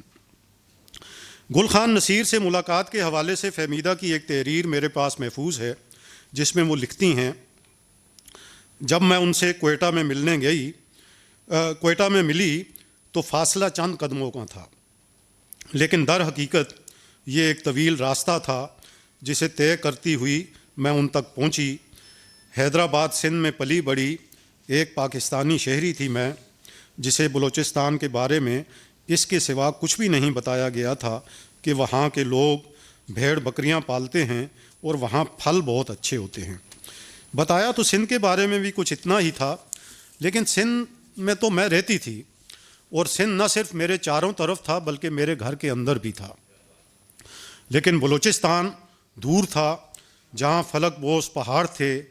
تقریباً 2 گھنٹے تک ان سے گفتگو کرنے کے بعد جب میں وہاں سے اٹھی اور جیل کا دروازہ میری پشت پر بند کیا گیا، اس وقت افسوس سے بڑھ کر میں عبرت محسوس کر رہی تھی اور سوچ رہی تھی کتنا بد نصیب ہے یہ ملک جو اپنے بہترین فرزندوں کو جیل کی سلاخوں کے پیچھے محصور کر دیتا ہے۔ آج فہمیدہ حیات ہوتیں تو ماں رنگ بلوچ اور ایمان زینب مزاری کے لیے نظم ضرور لکھتیں، چاہے اس کی پاداش میں انہیں ایک اور جلا وطنی کا سامنا ہی کیوں نہ کرنا پڑتا۔ جوان سال بیٹے کبیر کے جانے کا دکھ فہمیدہ کو اندر سے کھائے جا رہا تھا، جس کا اظہار انہوں نے ایک طویل رزمیہ نظم تم کبیر کی صورت میں کیا ہے۔ ان کا لہجہ بہت دھیما لیکن اس کی کاٹ بہت تیز تھی۔ اپنی نظمیں مور کی غداری اور انقلابی عورت کچھ اس طرح لہک لہک کر سناتیں کہ ان کے ایک ایک لفظ سے ان کی اپنی زندگی، نظریہ زندگی، سیاسی جدوجہد اور نظریاتی وابستگی کی بھرپور عکاسی ہونے لگتی۔ فہمیدہ کے نزدیک سوشلزم کا خواب محض خواب نہیں تھا بلکہ وہ جدوجہد کا ایک روحانی پہلو بھی تھا۔ وہ تہذیبوں اور ثقافتوں کو الگ الگ خانوں میں تقسیم کرنے کے بجائے ایک ہی لڑی میں پروئے ہوئے موتیوں کی طرح سمجھتی تھیں۔ اردو ادب میں بے باک تحریروں کے حوالے سے عصمت چغتائی اور رشید جہاں کا نام آتا ہے، لیکن اردو شاعری میں اس کی ابتدا فہمیدہ ریاض سے ہوتی ہے، اگرچہ ان سے پہلے زہرا نگاہ اور کشور ناہید جیسی توانا آوازیں موجود تھیں، لیکن مقابلہ حسن، لاؤ ہاتھ اپنا لاؤ ذرا اور اقلیمہ جیسی نظموں اور لفظیات سے فہمیدہ ریاض نے ایک ایسے شعری سفر کا آغاز کیا جو انہی سے شروع ہوتا ہے اور انہی پر ختم ہوتا ہے۔ فہمیدہ کے ڈکشن اور ترکیبات و تشبیہات کو اگر رومانوی انداز میں دیکھا جائے تو ان کے بعد آنے والے شاعروں، خاص طور پر پروین شاکر اور امجد اسلام امجد کے ہاں ان کا استعمال جا بجا ملتا ہے۔ فہمیدہ ریاض کی نظمیں عورت کے باطن میں کھلنے والی وہ پہلی کھڑکی ہے جو ہمیں اندر کا اصلی حال دکھاتی ہے۔ یہ عورت کا وہ باطن ہے جسے اب تک مرد کے بنائے ہوئے سماجی اصولوں، مرد کو تسکین دینے والی اخلاقی قدروں، مذہبی ضابطوں، تہذیبی و جمالیاتی روایتوں کے تحت مرد کی آنکھ سے دیکھا اور دکھایا گیا تھا، یہاں تک کہ اکثر شاعرات نے بھی مرد کے بنائے ہوئے انہی دائروں میں خود کو محسوس اور بیان کیا ہے۔ فہمیدہ ریاض اردو کی پہلی شاعرہ ہیں جن کی نظمیں عورت کے اندرون کا جدلیاتی عرفان عورت کے اپنے ذہن سے کراتی ہیں، اور جنہیں پڑھ کر ہمیں اس بات کا ادراک ہوتا ہے کہ مرد اور عورت کائنات کی دو ایسی شعوری وحدتیں ہیں جو اپنا علیحدہ مکمل وجود بھی رکھتی ہیں اور ایک دوسرے کے بغیر ادھوری بھی ہیں۔ اس ضمن میں دیکھا جائے تو فہمیدہ ریاض دوسری زبانوں کی خواتین سے کہیں زیادہ آگے اور درست ٹریک پر دکھائی دیتی ہیں۔ فہمیدہ ریاض کی شاعری میں ہمیں ایک ایسی عورت نظر آتی ہے جو روایت کے مطابق نہ تو اپنے جسم پر شرمندہ ہے اور نہ ہی اسے گناہ کا مسکن سمجھتی ہے۔ وہ اپنے وجود سے نہ صرف مطمئن ہے بلکہ سرشار بھی ہے اور چاہتی ہے کہ دوسرے بھی اسے اسی طرح تسلیم کریں اور اس کی توقیر کریں۔ اسی لیے تو وہ فیض صاحب کی نظم اے حبیب عنبر دست کو تحسین کی نظر سے دیکھتی تھیں، اور نون میم راشد کی نظم انتقام کو ایک عورت کی تحقیر سمجھتی تھیں۔ نظم کے ساتھ ساتھ نثر نگاری بھی فہمیدہ کی گٹی میں پڑی ہوئی تھی۔ افسانے لکھے تو لاجواب، ناول لکھنے کی طرف آئیں تو لگا جیسے وہ اسی کام کے لیے پیدا ہوئی تھیں۔ محکوموں کی ساتھی تھیں، حاکموں کو ان کی اوقات یاد دلانے کا کوئی موقع ہاتھ سے نہ جانے دیتیں۔ بے نظیر کی پیپلز پارٹی سے البتہ انہیں ایک قلبی لگاؤ تھا۔ پیپلز پارٹی نے بھی جب تک بے نظیر حیات تھیں فہمیدہ کو قدر کی نگاہ سے دیکھا۔ بے نظیر کی پہلی حکومت کے دوران انہیں نیشنل بک کونسل کی سربراہ مقرر کیا گیا۔ بی بی کی آخری حکومت میں وہ اردو ڈکشنری بورڈ کی مدیر اعلیٰ رہیں۔ انتقال سے قبل کتابوں کے ایک بڑے اشاعتی ادارے کے ساتھ منسلک تھیں، جہاں ان سے ماہانہ 50-60 ہزار روپوں کے عوض خوب مشقت لی جاتی تھی، اور اگر ان کی طبیعت ناساز ہوتی یا بیرون شہر سفر درپیش ہوتا تو ان دنوں کی تنخواہ کاٹ لی جاتی تھی۔ کسی نے کبھی ان کی ادبی خدمات کا جشن منانے کا نہیں سوچا۔ کراچی کے مشاعروں میں جہاں وہ منصب صدارت کی حقدار تھیں، انہیں ایک شاعر کے طور پر بھی کم ہی بلایا جاتا تھا۔ اب تو کئی لوگ فہمیدہ ریاض کا سوگ منائیں گے، ان سے اپنے دیرینہ تعلق کے قصے بھی سنائیں گے، لیکن فہمیدہ کو اس سے کیا فرق پڑتا ہے؟ وہ تو ناقدری دوراں کا گلہ کرنے والوں میں سے تھی ہی نہیں۔ وہ گونگی بیری دیواروں سے سر پھوڑتی، گھٹی گھٹی سی سسکیوں سے ایک مکمل گونج میں تبدیل ہوتی، پوتر مہران کے پانی کو گدلے جوہر میں بدلنے والوں پر ہنستی ہوئی آئی تھیں، ہنستی ہوئی چلی گئیں۔ اب جب کہ میں چشم تصور سے دیکھتا ہوں تو فہمیدہ ریاض مجھے فردوس بری میں بہشتی چشمے کے کنارے بیٹھی دکھائی دیتی ہیں۔ پاؤں ٹھنڈے پانی میں مرمری مچھلیوں کی طرح تیر رہے ہیں، انگلیوں میں سگریٹ کا دھواں بل کھا رہا ہے، اور سامنے دور تک پھیلے ہوئے سفید بادل یوں لگتے ہیں جیسے کسی بے کنار کاغذ پر قدرت نے روشنی بچھا دی ہو۔ وہ سگریٹ کا ایک گہرا کش لیتی ہیں اور بادلوں کے ورق پر خدا کے نام ایک نئی نظم لکھنے لگتی ہیں، ایک ایسی نظم جس میں کوئی شکایت، کوئی غداری کا طوق اور کوئی چار دیواری نہیں، صرف سوال ہیں۔ محبت ہے اور وہ بے کنار آزادی جس کی تلاش میں ان کی روح ہمیشہ پیاسی رہی۔ کبھی کبھی احمد فراز بھی پیمانہ اٹھائے ادھر کو آ نکلتے ہیں۔ وہ ہنستے ہوئے اپنی سگریٹ اشرف المشروبات میں بھگوتے اور شرارت سے کہتے ہیں، فہمیدہ ذرا ماچس تو دینا۔ فہمیدہ اپنی بڑی بڑی چمکتی آنکھوں سے انہیں دیکھتی ہیں۔ ان آنکھوں میں وہی پرانی ضد، وہی شوخی اور وہی آزادی کی چمک جاگ اٹھتی ہے۔ ماچس بڑھاتے ہوئے وہ زیر لب اپنا یہ شعر گنگناتی ہیں، پھونک سکتی ہوں دو عالم کے حجاب اے آدمی، لا مجھے دے دے تیرے کوزے میں جتنی آگ ہے۔ پھر دونوں شاعر دیر تک خاموش بیٹھے رہتے ہیں، ایک ایسی خاموشی جو دنیا کے تمام لفظوں سے زیادہ بامانی ہے۔ فردوس بری میں فہمیدہ ریاض کا زیادہ وقت مولانا روم، حافظ شیرازی اور عمر خیام کی سنگت میں گزرتا ہے۔ وہ اکثر اوقات شاہ لطیف، شیخ حجاز اور گل خان نصیر کی مزاج پرسی کو بھی جاتی ہیں، جہاں نہ کوئی سرحدی راداری ہے، نہ ایجنٹ ہونے کا تانا، صرف انسانیت ہے اور بے ساختہ شاعری۔ جنت کے باغات میں فروغ فرخ ذات کے ساتھ چہل قدمی ان کے معمولات میں شامل ہے۔ فیض صاحب کو وہ ہمیشہ کی طرح عقیدت سے دیکھتی ہیں، میرا جی کے تخیل پر مسکراتی ہیں، مگر نون میم راشد کو دیکھ کر ان کی پیشانی پر اب بھی ہلکی سی شکن آ جاتی ہے۔ راشد صاحب وہ ہنس کر کہتی ہیں، اتنی بڑی شاعری کرنے والے آدمی سے یہ امید نہ تھی کہ عورت کو اتنا کم سمجھے گا۔ راشد صاحب جواب میں کوئی فلسفیانہ دلیل تراشتے ہیں اور فہمیدہ حسب عادت دلیل سے زیادہ اپنی اسی بے باک مسکراہٹ پر یقین رکھتی ہیں جو تمام لفظوں پر بھاری تھی۔ فہمیدہ دوبارہ اپنے بادلوں کی طرف لوٹ جاتی ہیں۔ دھواں آہستہ آہستہ فضا میں تحلیل ہونے لگتا ہے، لفظ بادلوں پر اترتے جاتے ہیں اور ہوا کی یہ بیٹی اپنے لمبے بال ہوا میں لہراتی اسی طرح گنگنانے لگتی ہے جیسے زمین کی قید میں گنگنایا کرتی تھی۔ بہت شکریہ۔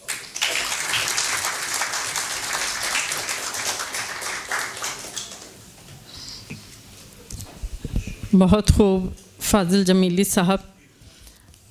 یقیناً فہمیدہ ریاض صاحبہ نے نون میم راشد صاحب کی شاعری میں جو خواتین کے بارے میں اور جو عورت تلاش کی ہے، اور اس کا عنوان بھی بہت اچھا رکھا ہے کہ نون میم راشد کی شاعری میں حیران پریشان عورت، وہ پڑھنے سے تعلق رکھتا ہے۔ اور فہمیدہ آپا کی جو ایک تنقیدی بصیرت ہے اور اس کے ساتھ ساتھ عورت کو دیکھنے کا جو زاویہ ان کا ہے، اور عورت کے وقار کے لیے اور اس کے حق کے لیے جس طرح وہ کھڑی رہی ہیں، وہ بھی ان کا ایک مقدمہ ہے بہت زبردست۔ خواتین و حضرات، اس سے پہلے کہ ہم اپنی اگلی مقررہ کو بلائیں، ہم اپنے ایک اہم مقرر کو یہاں مدعو کر رہے ہیں جو سینئر جرنلسٹ ہیں اور اسپوکس پرسن ہیں ہمارے صدر آصف علی زرداری صاحب کے۔ آپ سب کی بھرپور تالیوں میں تشریف لائیں گے مرتضیٰ سولنگی صاحب۔ السلام علیکم میڈم زہرا نگار صاحبہ، خواتین و حضرات، میرے استاد غازی صلاح الدین صاحب تشریف رکھتے ہیں۔ میں ہرگز اہم نہیں ہوں اور مجھے اس کا بالکل وہم نہیں ہے۔ میں نے ایک قصہ سنانا تھا مختصر فہمیدہ ریاض کے حوالے سے۔ میں وسطی سندھ کے ایک چھوٹے سے شہر سے کراچی میں آیا تھا، اور میرے ایک دوست تھے جو شاعر تھے، افسانہ نگار بھی تھے، ایاز ابڑو شکارپور سے۔ تو ہم ڈرگ کالونی کے ایک چھوٹے سی جگہ پہ رہتے تھے۔ وہ میڈم فہمیدہ ریاض جو جریدہ نکالتی تھیں آواز، اس میں ان کو کام مل گیا تھا۔ ایک دن ہم اٹھے تو ہمارے پاس پیسے نہیں تھے، ہمیں بڑے زور کی بھوک لگی، پیسے ختم تھے۔ تو میں نے کہا کہ کیا کریں؟ ایاز نے کہا کہ کوئی مسئلہ نہیں ہے، شیر شاہ میں بہت سارے آواز کے میگزین دے کر آیا تھا ایک جگہ، وہاں کچھ نہ کچھ تو بک گئے ہوں گے، تو وہاں چلتے ہیں۔ تو ڈرگ روڈ سے ہم سرکولر ٹرین چلتی تھی، وہاں سے ہم شیر شاہ گئے. تو ہمارے جو پٹھان بھائی تھے ان کے پاس جہاں انہوں نے جریدے رکھے تھے، ان سے ہم نے کہا کہ ایاز نے کہا کہ وہ میں میگزین دے کر گیا تھا تو کچھ بک گئے ہوں گے، کچھ پیسے دیں. تو خان صاحب نے کہا اوے کوئی نہیں لیتا، یہ لے جاؤ اپنا. تو ہم پورا بنڈل اٹھا کے ایاز ابڑو نے اپنے کندھے پہ رکھا اور کہا کہ اب کیا کریں. میں نے کہا تم بتاؤ کیا کریں. اس نے کہا میرے پاس ایک طریقہ ہے کہ ہم کباڑیوں کو دیتے ہیں، ادھر سے کچھ پیسے ملیں گے، کوئی نان اور پکوڑے لیتے ہیں اور کم از کم پیٹ کا حال تو ٹھیک ہو جائے گا. میں نے کہا وہ تو ٹھیک ہے، لیکن پھر صدر کیسے جائیں گے اور گھر کیسے جائیں گے. اس نے کہا ہاں یہ بات تو ہے. میں نے کہا ایسا کرتے ہیں کہ یہ آپ ضرور کسی کو دیں، لیکن کچھ پیسے لے کر یہاں سے کرایہ لے کر صدر چلتے ہیں انہی کے پاس.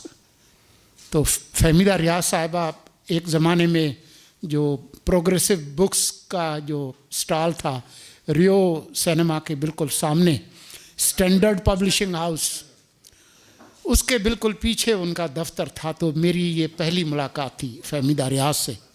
تو ہم تھکے ہارے بھوکے وہاں پہنچے. اوپر کے فلور پہ فہمیدہ ریاض صاحبہ جن کو میں نے پہلی دفعہ دیکھا، خوبصورت خاتون، بڑی اینک پہن کے، اینک ان کے ناک کے اوپر تھی. کیا ہوا ایاز؟ انہوں نے پوچھا ان سے. تو ایاز نے پورا قصہ سنایا. اس نے کہا بیوقوف آدمی، اگر پیسے ختم ہو گئے تھے تو آپ نے مجھے بتانا تھا. اس نے کہا کہ میڈم یہ میرے ساتھ ہیں مرتضیٰ بھی، بھوک بڑی زور کی لگی ہے. ان کے پاس وہ کالے رنگ کا وہ فون تھا، کٹ کٹ والا جو پرانا. سامنے جو ہے وہ جو کافی ہاؤس تھا، ٹی شاپ جو تھا، ان کو کال کیا. ان سے کہا کہ جی وہ آدھا درجن چکن پیٹیس اور 3 کڑک چائے جو ہے وہ لے آئے. تو وہ وہاں سے ہم نے پوری جو کیچپ کی بوتل تھی وہ انڈیل کے ہم نے وہ کھائے، چکن پیٹیس اور چائے پی. اور پھر انہوں نے پیسے دیے. فہمیدہ ریاض نے، بیوقوف آدمی لے لیا کرو اگر پیسے کی ضرورت ہو. تو یہ میری پہلی ملاقات تھی فہمیدہ ریاض کے ساتھ. سندھی میں انہوں نے ان سے کہا بیوقوف مانو پیسہ نہ تھی گھرندو کر. She spoke eloquent Sindhi Urdu it was, وہ ان کی مادری زبان نہیں تھی. تو میرے خیال میں یہ وہ قصہ ہے اس خاتون کا جو بہت بڑی شاعر تھی اور بہت بڑی انسان تھی، لیکن میں یہ ضروری سمجھتا تھا کہ ان کی جو دریا دلی ہے وہ میں آپ کو بتاؤں. تو میں بالکل اہم نہیں ہوں، فہمیدہ ریاض بہت اہم ہے. شکریہ.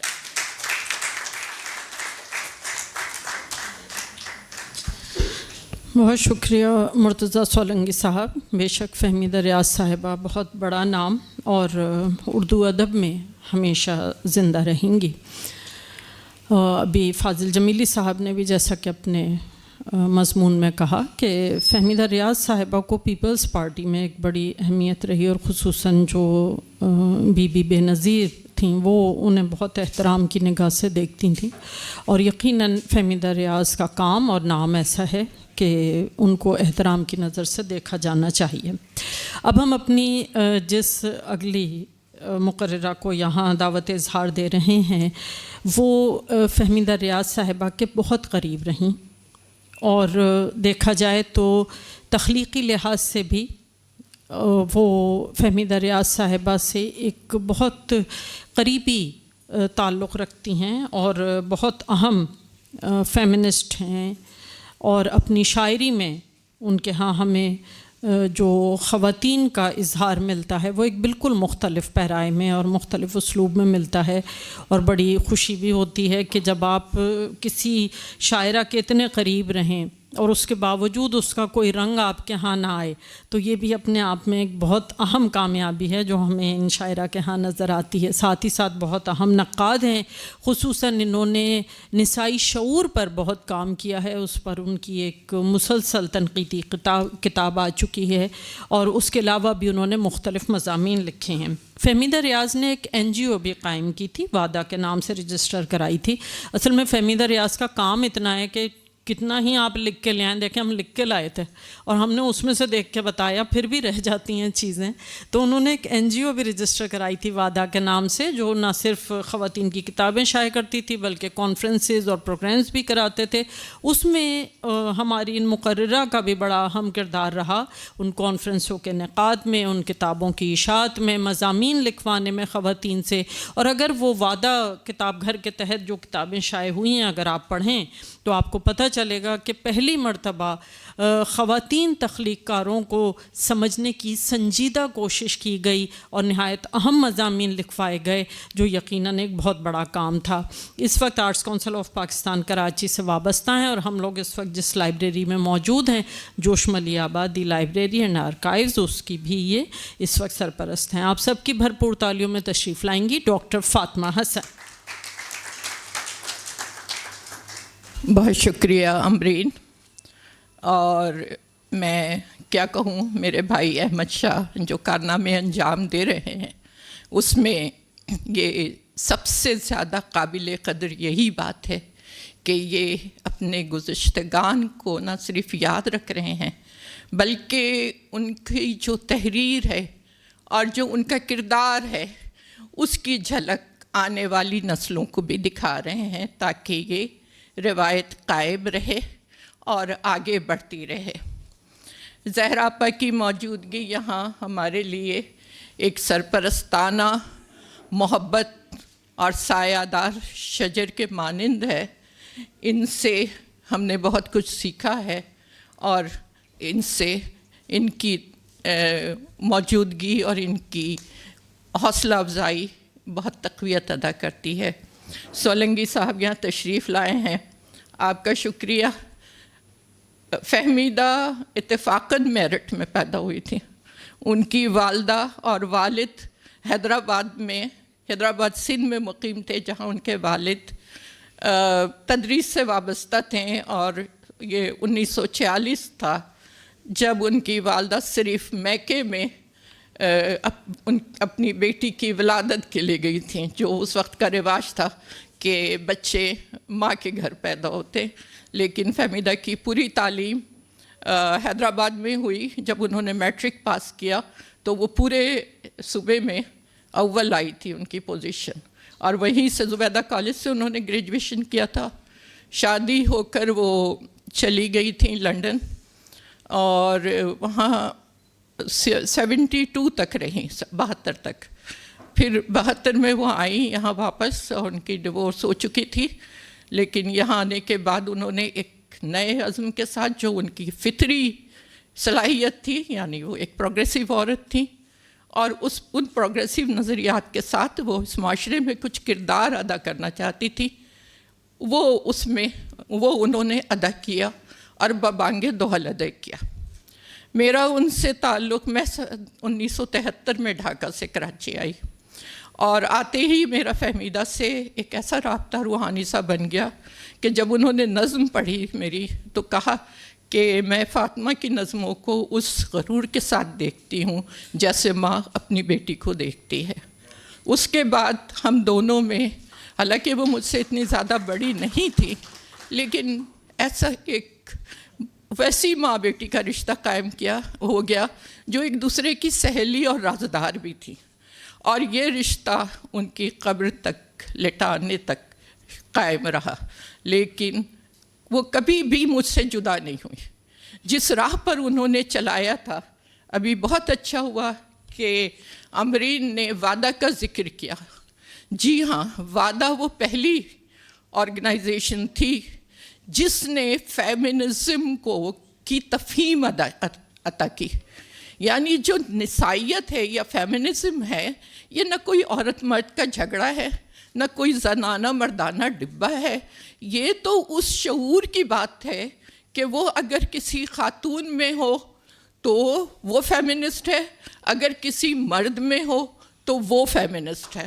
اگر یہ شعور ہمارے سماج میں جو رسوم و رواج، جو مفروضات عورت کے بارے میں صدیوں سے چلے آ رہے ہیں، اگر کوئی مرد اس کو رد کر رہا ہے تو وہ فیمنسٹ ہے، اگر کوئی عورت اس کو رد کر رہی ہے تو وہ فیمنسٹ ہے، اگر وہ دونوں ہی رد نہیں کر رہے ہیں تو وہ اس میں عورت اور مرد ہونے کا کوئی قصور نہیں ہے، ان کے شعور کا قصور ہے۔ اور انسان جو ہے وہ شعوری ہے، جیسا کہ پروفیسر ممتاز حسین نے اپنے مضمون، اپنی کتاب، بلکہ تفصیلی کتاب ادب اور شعور میں لکھا ہے کہ شعور تو دراصل انسان ہے، اگر شعور نکال دیا جائے تو انسان اور حیوان میں کوئی فرق نہیں ہے۔ اس شعور کو جو کہ تغیر پذیر ہے، جو ارتقاء پذیر ہے، جو سوسائٹی ترقی کرتی ہے، جو ارتقاء کرتی ہے، وہ شعور کی بنیاد پہ کرتی ہے۔ اور وہ شعور کہاں نظر آتا ہے؟ تو انہوں نے لکھا ہے، اور یہ حقیقت ہے کہ یہ ادب میں نظر آتا ہے۔ اور یہ شعور مجھے فہمیدہ ریاض کے ہاں پورا نظر آیا تھا۔ تو جب انہوں نے وعدہ قائم کی اور اس کے کانفرنس کرانے شروع کی، تو پہلی کانفرنس ہم نے نسائی تنقید پہ رکھی تھی، کیونکہ فہمیدہ کی شاعری پہ جو بات ہو رہی تھی وہ تنقید نہیں تھی، وہ تنقیص تھی، اور وہ تنقیص انہی بنیادوں پہ ہو رہی تھی، انہی مفروضات کی بنیاد پہ ہو رہی تھی جو ہمارے سماج میں رائج تھے، کہ عورت ناقص العقل ہے، عورت کمزور ہے، وہ صرف بدن ہی بدن ہے، اس کا ذہن نہیں ہے۔ اور پھر جو اس کی لفظیات اور اس کے تجربات تھے ان کو سمجھنے کی نقاد کوشش ہی نہیں کرتے تھے، عورت کا عورت سے تقابل کرتے تھے، واہ واہ شاباش تم اچھا لکھ رہی ہو، تم فلاں شاعرہ سے اچھا لکھ رہی ہو اور فلاں شاعرہ سے کم تر لکھ رہی ہو۔ وہ اس مردانہ ڈبے میں آپ ہمیں کہتے کہ ہم ڈبہ بناتے ہیں، اس مردانہ ڈبے میں ادا جعفری کہاں تھی، زہرا نگاہ کہاں تھی؟ تاریخ ادب میں ذیخ شین جیسی شاعرہ جس پر میں نے پی ایچ ڈی کی 100 برس کے بعد، جو کہ پورے سیاسی سماجی اور نسائی شعور کے ساتھ لکھ رہی تھی، 60 بند کا شکوہ اس نے اقبال کے طرز میں، اقبال کی ہم عمر تھی، اسی طرز میں لکھا تھا مردوں سے کہ آپ جو اپنے سماج میں عورتوں کے ساتھ کر رہے ہیں، مسلم مردوں سے، وہ آپ اپنی نسلوں پر ظلم کر رہے ہیں۔ آئین حرم کے نام سے 1920 میں یہاں شائع ہوئی لاہور میں، اس کا بھی تاریخ ادب میں ذکر نہیں تھا۔ موصل کا تیل ان کی ایک نظم تھی جو اس وقت شائع ہوئی پہلی جنگ عظیم میں، کہ یہ ساری جنگ جو ہے وہ تیل کے کنویں پہ ہے۔ بہرحال میں فہمیدہ ریاض پر بولنے کے لیے آئی تھی، کہاں نکل گئی، لیکن فہمیدہ سے میرا جو تعلق رہا ہے وہ میرے گھر کی فرد کی طرح تھی، تو میں نے ان پر بہت کچھ لکھا، بہت سے مضامین لکھے، بلکہ ایران سے جو انسائکلوپیڈیا دائرۃ المعارف کی طرف سے شائع ہوتا ہے اس کے لیے بھی میں نے لکھا تھا۔ تو میں تھوڑا بہت اس میں سے پڑھ دیتی ہوں کیونکہ وقت بہت ہو چکا ہے، جو اہم باتیں ہیں وہ میں پڑھ رہی ہوں۔ فہمیدہ ریاض تمام عمر اعلیٰ جمالیات، فکر اور شعور کے ساتھ تمام تر تعصبات سے بالا تر ہو کر مسلسل لکھتی رہیں۔ میں نے کہا تھا حقیقی دانشور اسی لیے لکھا تھا کہ وہ کسی قسم کی گروہی تعصب میں مبتلا نہیں تھی، خواہ وہ مذہبی ہو، لسانی ہو، فرقہ وارانہ ہو اور صنفی ہو۔ انہوں نے شاعری کا آغاز بچپن میں ہی کر دیا تھا۔ 1967 میں پہلا مجموعہ اور دوسرا مجموعہ 1967 میں پہلا مجموعہ شائع ہوا تھا، اور دوسرا مجموعہ جو ہے بدن پتھر کی زبان کے بعد انہوں نے جو خود ہی مجموعے میں لکھا ہے پتھر کی زبان میں کہ ان کا تیسرا مجموعہ دھوپ، چوتھا مجموعہ کیا تم پورا چاند نہ دیکھو گے، پانچواں ہم رکاب، چھٹا مجموعہ آدمی کی زندگی 1967 سے 2000 تک شائع ہوئے، جنہیں یکجا کر کے 2011 میں سنگ میل پبلیکیشنز نے سب لال و گوہر کے عنوان سے شائع کر دیا۔ اس کے بعد ایک مجموعہ تم کبیر 2017 میں شائع ہوا، اور یہ آکسفورڈ یونیورسٹی پریس سے شائع ہوا، جس کے پیش نظم میں انہوں نے لکھا کہ سب لال و گوہر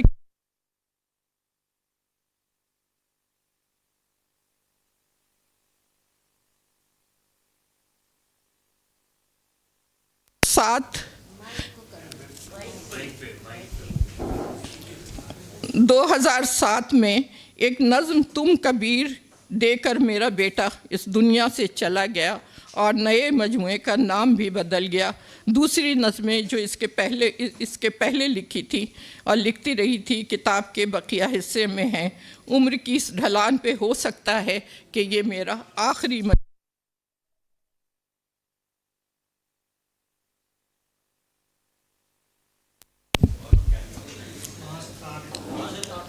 कहाँ से निकला है तो चलो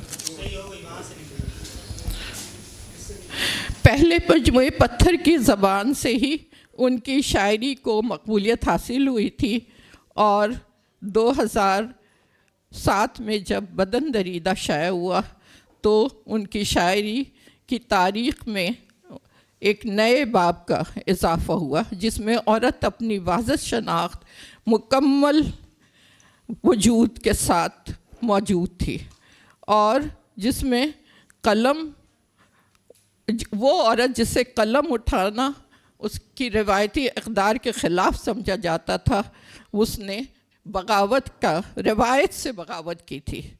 इस मजमूए में उन्होंने ना सिर्फ़ इजहार व मौज़ूआत के तमाम ममनुआ इलाक़ों में कदम रखा बल्कि औरतों से मुताल्लिक़ बहुत से मुतासिब और मफरूज़ात बातों की नफ़ी की। वो अच्छी शायरी जो पहले ही ख़वातीन के लिए शजर ममनुआ थी, यानी वो शायरी जो कि ख़वातीन का अपना इजहार हो सकती थी, उनको शजर ममनुआ बना दिया था। उससे उन्होंने इज्तिनाब किया और एक नए तर्ज़ एहसास की तरफ अपना कदम रखा जिसमें औरत के अपने वजूद का भरपूर एहसास नुमाया है।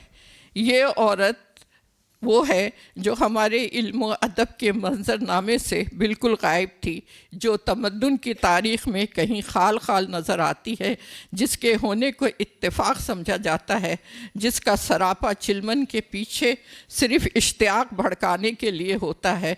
उसे तस्वुरात के ज़ोर पर ऐसा लिखा जा रहा था जैसा उसे वो लिखने वाले देखना चाहते थे। सलीम अहमद ने 60 की दहाई में सवाल उठाया था कि पूरा आदमी कहाँ है। हम आज भी ये सवाल उठा सकते हैं कि आधी औरत भी कहाँ है। जो औरत मर्दों ने अपने अंदाज में पेश की, वो औरत का साया तो हो सकती है, ख़याली तस्वीर भी हो सकती है, लेकिन वो नहीं हो सकती जो कि वो दरअसल है। इस पर मुझे एक फेमिनिस्ट नाक़िद बाबरा के कुछ जुमले याद आए कि उन्होंने लिखा है कि हम जो लिख रहे हैं आप उसे पढ़िए और उसमें जो लिखा गया है उसे समझिए और उसे वो माने दीजिए जिन मानों में हमने लिखा है। तो फहमीदा की शायरी जिन मानों में लिखी गई थी वो तो उन मानों में पढ़ी ही नहीं जा रही थी, बल्कि उसको तरह तरह के माने दिए जा रहे थे, जिस पर फहमीदा ने भी अपने मज़मून में ये एतराज़ उठाया है कि जब मैं लफ्ज़ भीगना लिखती हूँ तो उसे किसी मासूम औरत का भीगना नहीं समझते, उसको अपने ही माने देते हैं।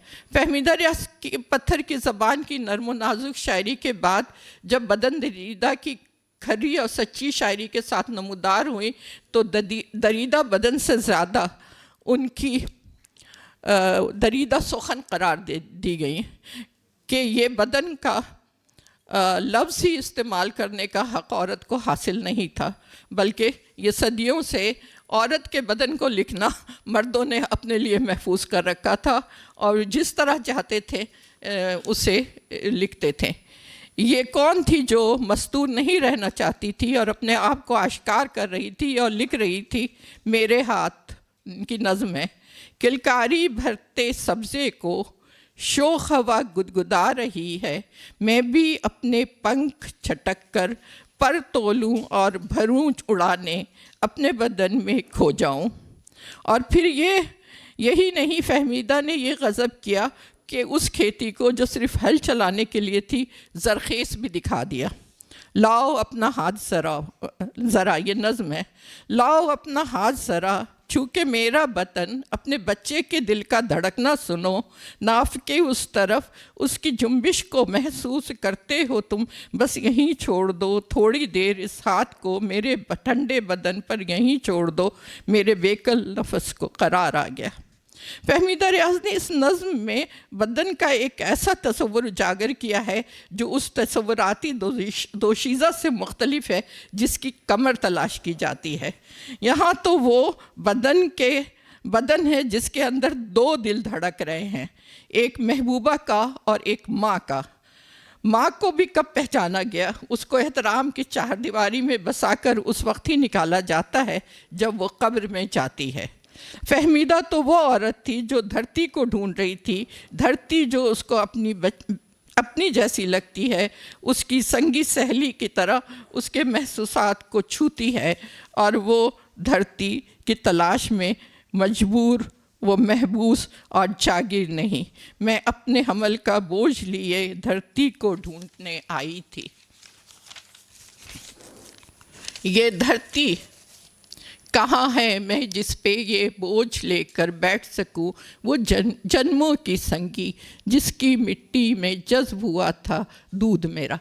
یہ طویل نظم ہے، لیکن میں یہاں پر ابھی فہمیدہ کی شاعری پر چونکہ کافی بات ہو چکی ہے اور وقت کم ہے، کافی گزر چکا ہے، تو میں ان کی نثر پہ آتی ہوں، اور جو ایک اہم کام انہوں نے بچوں کے لیے کیا ہے جو سامنے نہیں آیا ہے کچھ مختصراً، اس کے بارے میں بھی بات کروں گی۔ فہمیدہ ریاض مارچ 1981 سے دسمبر 1987 تک تقریباً 7 برس جلا وطنی کے ہندوستان میں گزار کے جب واپس آئیں، اس طویل بنواس سے واپسی کے بعد انہوں نے یکے بعد دیگرے 3 نثر پارے لکھے: زندہ بہار لین، گوادری اور کراچی۔ یہ تینوں مختصر ناول بنگلہ دیش، ہندوستان اور پاکستان کے پس منظر میں ہیں، جن میں ان ممالک میں انسانی مصائب کی داستانیں سنائی گئی ہیں، اور خود فہمیدہ کے کہنے کے مطابق آزادی کے بعد بر صغیر کے لوگوں نے خود اپنے ساتھ کیا سلوک کیا، اس کی طرف یہ توجہ کتاب میں دلائی گئی ہے۔ اور یہ کتاب 2014 میں یہ تینوں کتابیں ہم لوگ کے نام سے آکسفورڈ یونیورسٹی پریس نے شائع کی تھی۔ ان کی کہانیوں کا مجموعہ خط مرموز 2002 میں سٹی پریس کراچی سے شائع ہوا۔ اس مجموعے کے بعد انہوں نے متعدد کہانیاں لکھی، جن میں جھنوں کو چٹھی ملی بہت مقبول ہوئی۔ یہ کہانی حضرت علی کے مالک اشتر کے نام خط کے پس منظر میں لکھی گئی ہے۔ یہ کتابی سلسلہ دنیا زاد میں شائع ہوئی۔ فہمیدہ ریاض اگرچہ اپنے نظریات میں مارکسی تھی، مگر انہیں اہل بیت سے خاص عقیدت تھی۔ انہوں نے حضرت زینب کا خطبہ شام کے دربار میں اور روضہ حضرت زینب کے عنوانات سے بھی 2 نظمیں لکھیں۔ ان کا آخری ناول اس کو ضرور پڑھنا چاہیے، قلعہ فراموشی، جو مصدق کی حیا سے متعلق ہے، 2017 میں آکسفورڈ یونیورسٹی پریس سے شائع ہوا۔ اور یہ جو ناول ہے یہ ایک کمال ناول ہے، مصدق پر یہ میرا خیال ہے اس سے اتنی خوبصورت تحریر آپ کو مشکل سے ملے گی۔ انہوں نے مارچ 1994 میں وعدہ کتاب کے گھر کے نام سے ایک اشاعتی ادارہ قائم کیا تھا۔ اس پلیٹ فارم سے انہوں نے نسائی ادب پر کئی سیمینار کروائے اور کتابیں مرتب ہوئیں۔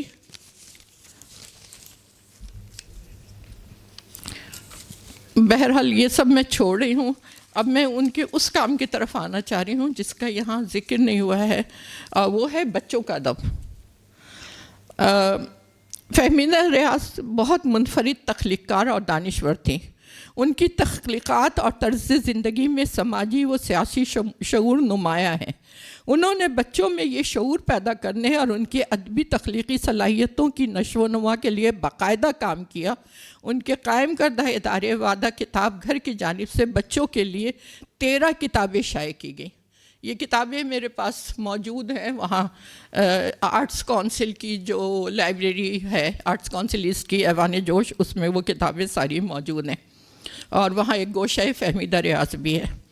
یہ کتابیں تبازات، کہانیوں، نظموں اور تراجم پر مشتمل ہیں، جن کی تصنیف اور ترجمے میں خود ان کے علاوہ آصف فروغی اور اسد محمد خان جیسے نام شامل ہیں۔ ان کتابوں میں بچوں کے لیے کوئی نہ کوئی ایسا پیغام موجود ہے جو ان کی ذہنی نشو و نما کرنے کے ساتھ انہیں مثبت سماجی رویوں کی جانب مائل بھی کرتا ہے۔ اس حوالے سے انہوں نے پاکستان کی تمام زبانوں کے ساتھ عالمی ادب سے بھی استفادہ کیا ہے۔ یہ کتابیں کتنی اہم ہیں، اس کا اندازہ ان چند موضوعات سے لگایا جا سکتا ہے جو وعدہ کتاب گھر سے شائع ہوئی ہیں۔ چیزوں کی کہانیاں، پریوں کی کہانیاں، سفر کی کہانیاں، ہستی کہانیاں، ٹرافی کیسے ملتی ہے، بہادر سلطانہ، جگمگ تارے، اور جو برصغیر کی نمایاں خواتین کے بارے میں ہے، اور بھوری ریچھنی جو ایک ایسی بچی کے بارے میں ہے جس نے ریچھنی کے بچے کی مدد کی، وغیرہ۔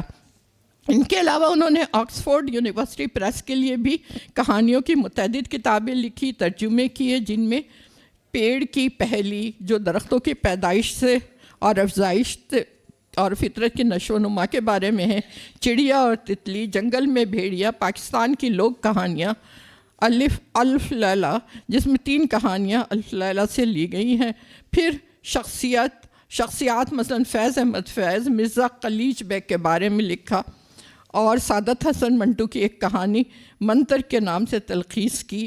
فہمیدہ ریاض نے ادبی ورثہ سیریز کے لیے شیخ سعدی، ہمارے بھٹائی، ابن خلدون اور ان کا مقدمہ، ہمارے رومی اور شیخ فرید الدین اتار کی کہانی سی مرغ اور چڑیا بھی تحریر کی۔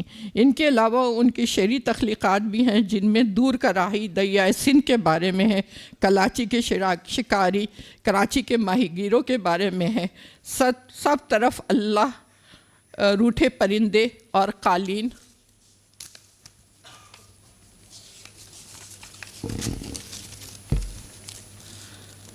قالین بننے والے وغیرہ شامل ہے۔ جس طرح فہمیدہ ریاض کی تمام تخلیقات میں اصناف، زبان اور موضوعات کا تنوع ہے، اسی طرح انہوں نے بچوں کے لیے بھی متنوع موضوعات کا انتخاب کیا، مگر ہر موضوع کو اس طرح لکھا جو اپنے اندر کوئی نہ کوئی سبق سموئے ہوئے ہے۔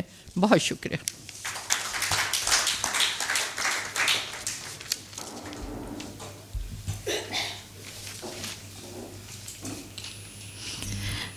بہت شکریہ ڈاکٹر فاطمہ حسن۔ ڈاکٹر فاطمہ حسن کے مضمون میں آپ نے دیکھا کہ انہوں نے کس طرح فہمیدہ ریاض صاحبہ کی شاعری اور ان کی نثر پر بھی بہت اہم گفتگو کی۔ خواتین و حضرات، ہم فہمیدہ ریاض صاحبہ کو یاد کر رہے ہیں، اور یقیناً بہت سی اہم شاعرات ایسی ہیں جنہوں نے بہت اہم کام کیا ہے، اور پاکستانی ادب میں ان کا نام ہمیشہ زندہ رہے گا، اور اردو ادب میں۔ لیکن جب پاکستان معارض وجود میں آیا تو اس وقت کوئی راستہ طے شدہ نہیں تھا کہ یہاں پر خواتین تخلیق کار ہوں گی یا نہیں، عورت کو اپنے اظہار کا موقع ملے گا یا نہیں۔ خواتین کے لیے یہ راستہ بنایا زہرا نگاہ صاحبہ نے۔ انہوں نے اپنی شاعری سے دو ٹوک یہ احساس دلایا کہ پاکستانی عورت اپنے وجود کا اظہار کرے گی اور پوری قوت سے کرے گی۔ زہرا نگاہ صاحبہ کی شاعری میں ایک طرف ہمیں آئلی زندگی پوری نزاکت، لطافت اور نہایت نزاکتوں کے ساتھ ملتی ہے، دوسری طرف ان کے ہاں سماجی شعور بے پناہ ترقی یافتہ ہے، اور وہ اس سماجی شعور سے ہمارے سماج کی تصاویر جس طرح پیش کرتی ہیں وہ قابل قدر ہے۔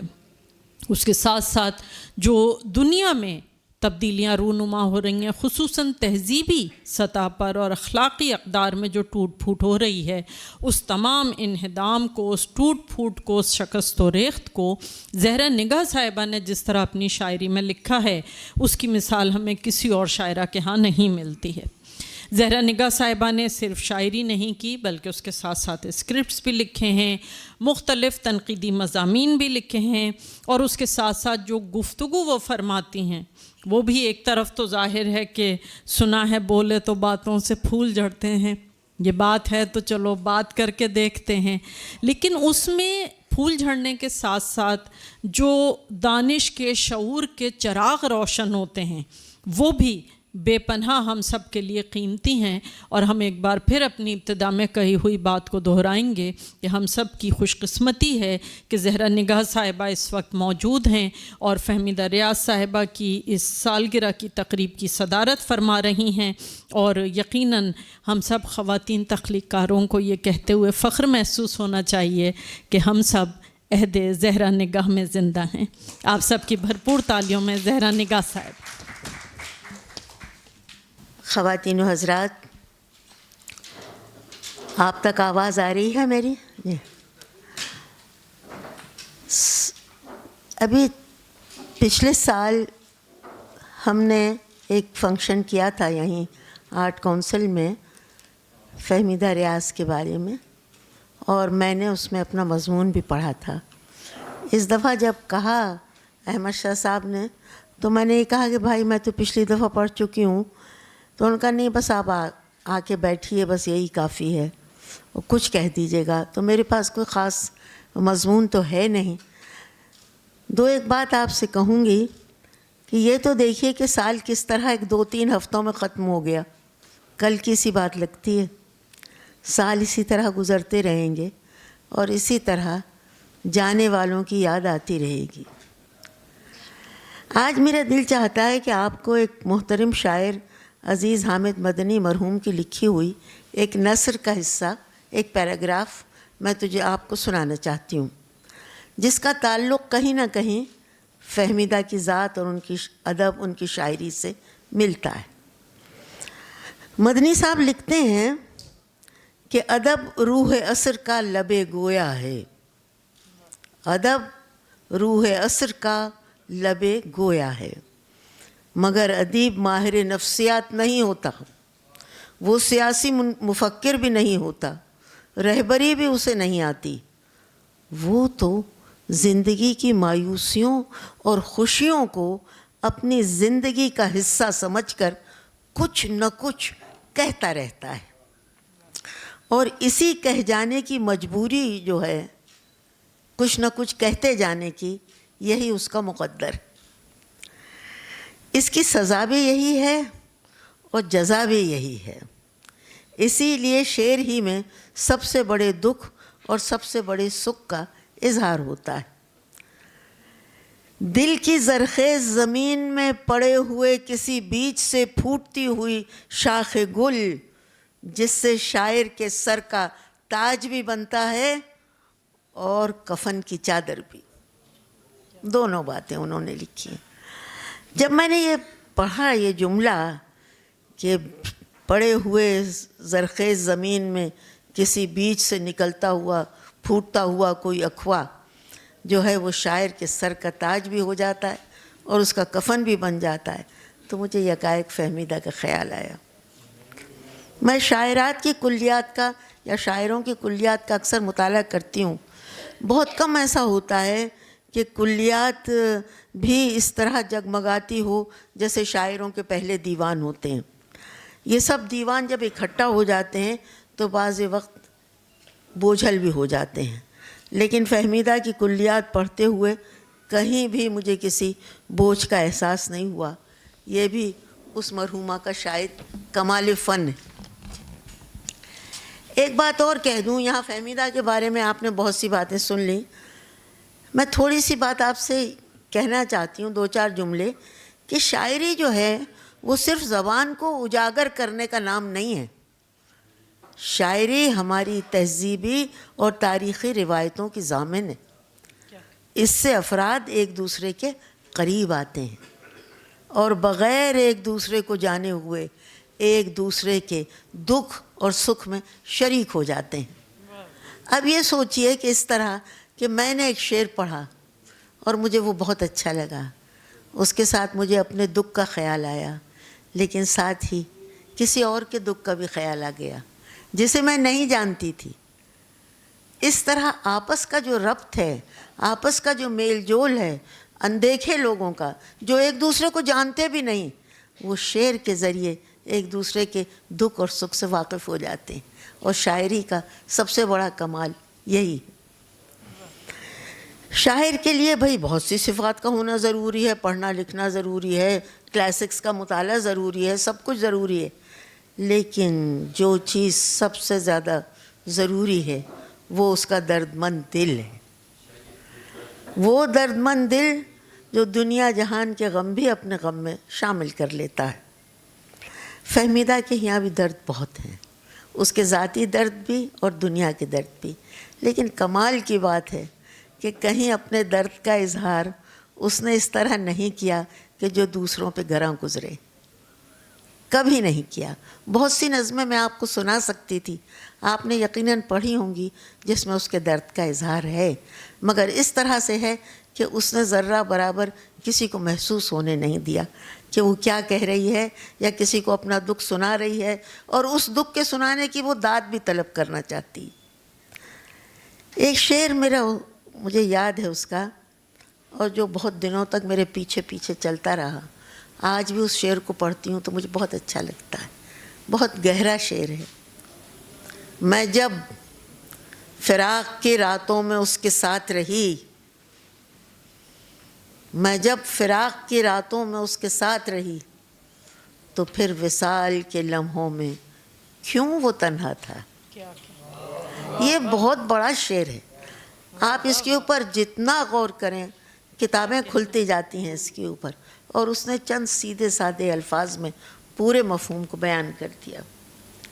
کیسی شائستہ شکایت اس نے کی ہے، کیسے تمیز سے اس نے اپنے درد کا اظہار کیا ہے. یہی سلیقہ، یہی شائستگی اس کی شاعری کی روح ہے. لوگ اس کے الفاظ پہ اعتراض کرتے ہیں کہ کون سے الفاظ، کیسے الفاظ. یہی فراق اور وصل کی بات، بدن کی بات، بچے کی بات، شوہر کی بات، محبوب کی بات. کون سے ایسے بھاری الفاظ ہیں؟ یہ تو وہ الفاظ ہیں جو زندگی میں ہر عورت اور مرد کی زندگی میں آتے ہیں. اب یہ اس کے سلیقے اور اس کی استعداد اور اس کی ہمت پہ منحصر ہے کہ وہ ان الفاظ کے معنی کس طرح نکالتا ہے اور کس طرح ان الفاظ کو آپ تک پہنچاتا ہے. وہ ہماری شاعری میں ایک مشعل کی طرح تھی، روشن راہ دکھاتی ہوئی، خاص طور سے تمام شاعرات کو راہ دکھاتی ہوئی. مشعل تو جلنے کے لیے تو جلتی ہے لیکن بجھتی تو ہے. مشعل تو بجھ گئی ہے لیکن اپنی روشنی میں کچھ ایسے راستے چھوڑ گئی ہے کہ نئے لکھنے والے اس پہ چلیں گے تو بہت سرخرو ہوں گے. میری دعا ہے اللہ اس کی مغفرت کرے اور اس کے چھوڑے ہوئے راستے پر لوگوں کو چلنے کی توفیق عطا فرما دے.